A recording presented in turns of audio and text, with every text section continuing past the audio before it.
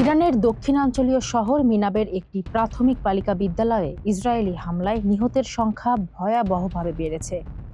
ইরানের first news agency জানিয়েছে, হামলায় এ পর্যন্ত অন্তত ৫১ জন শিক্ষার্থী নিহত হয়েছে।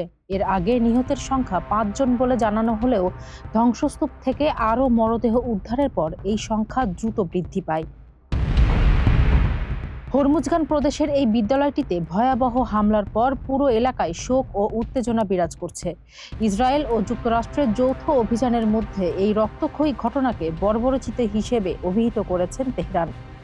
উদ্ধারকর্মীরা এখনও ঘটনাস্থলে তল্লাশি চালাচ্ছেন, ফলে নিহতের সংখ্যা আরও বাড়ার আশঙ্কা করা হচ্ছে।